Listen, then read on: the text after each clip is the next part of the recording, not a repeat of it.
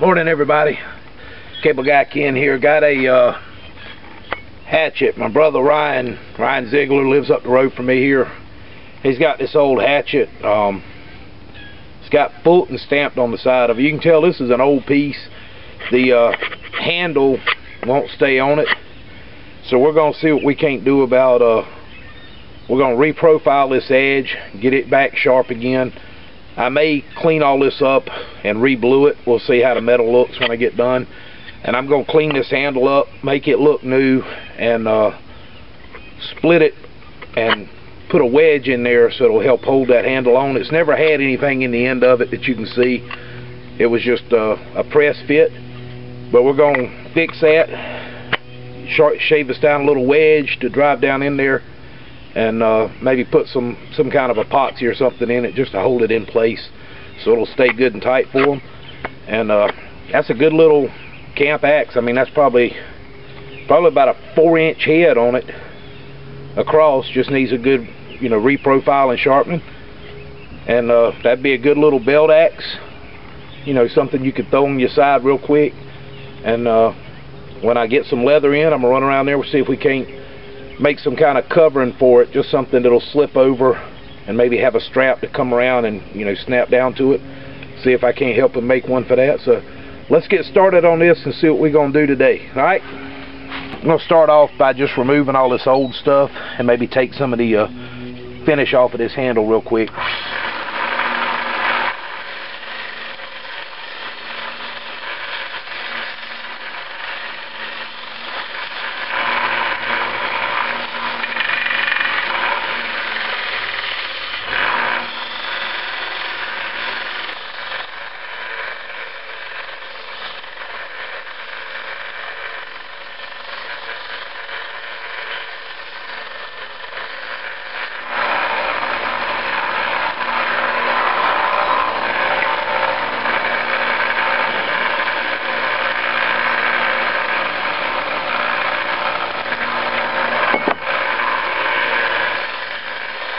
If I can't just put me another little notch in it, just use my little camp saw here.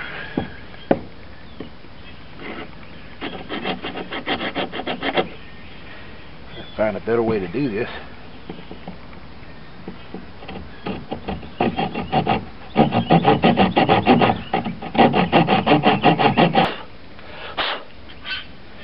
Alright, you can see what I'm doing here. I'm just trying to stay in the middle of this head if I can to keep it strong. I got a ways to go. I'm going to go about halfway down with my groove.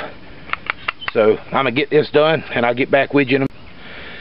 Alright, we got a groove cut down pretty much on center. It's a little bit further over this way, but it's alright. So there was a little wooden wedge in there that looks like it's finally just bonded with the other wood over time. There's probably some sort of epoxy in there as well. Of course, I missed and nicked myself a little bit, but if you don't bleed, it's not fun. So now I'm going to find me a piece of wood that I can make a wedge out of, and I got plenty of that laying around.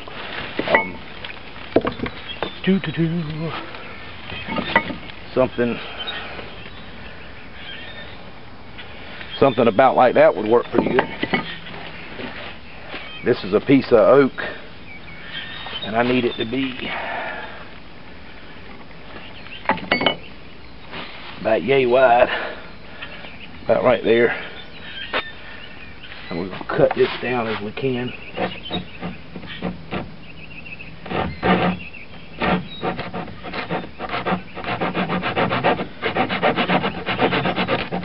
Alright. Now obviously I don't need it this thick, so I'm going to get my Mora. We'll slide this out of the way a little bit here. And I'm going to try to see if I can get this to cooperate with me. We'll use the end of this handle here. I'm going to see if I can't split this down enough to make it work. As you want it pretty tight, but you don't need it real tight. And then I'm just going to slowly shave the sides of this thing down some.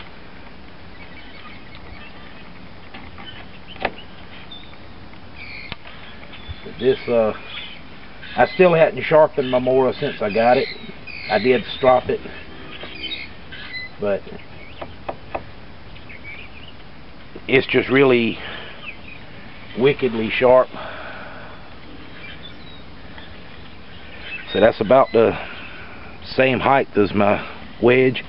Of course, I've got another piece over here. It's a little bit taller, but it's not quite triangular enough. And all I'm wanting to do is just shave this thing down smooth.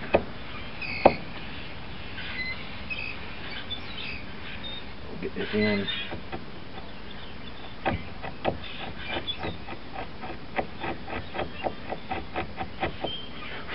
Get that end smoothed up a little bit. I need it to be small enough to fit in there, but obviously I want it wider than the hole it's going into. I think that might do it right there. Alright.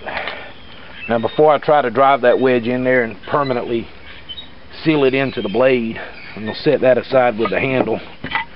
We're going to get another belt on here that's got a little bit more bite to it. Now this is a 80 grit belt. These little belt sanders, this is the one I talked about it before. I paid $30 for it at Harbor Freight, and you really can't beat it for what it does. I mean, I've used this thing for years, and it's still holding up.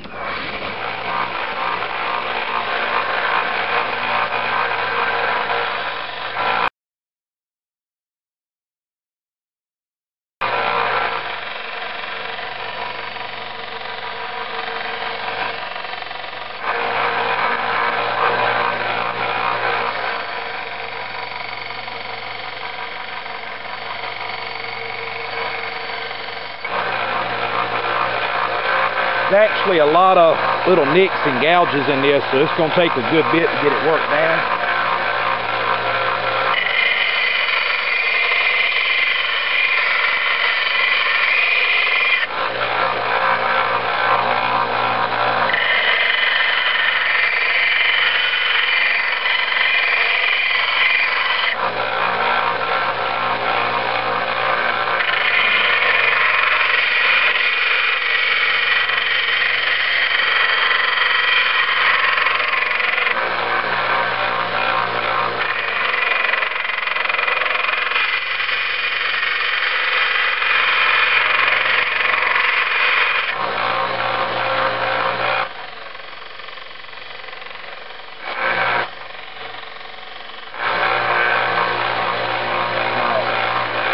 Now we're down past the where the nicks and gouges and everything are. We've got, it dips a little bit at this end, a little bit at that end, but that's fine. Of course, I've totally taken off the edge now. It's round.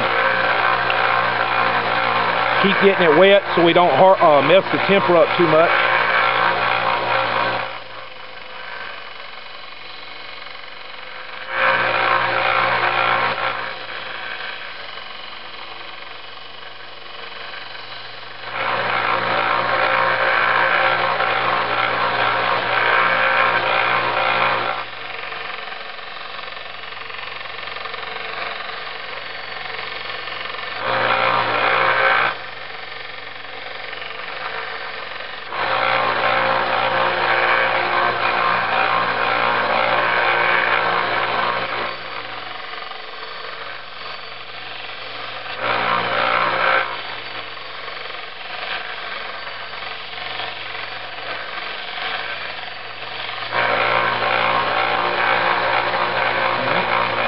We're getting back there, getting a good convex edge on it.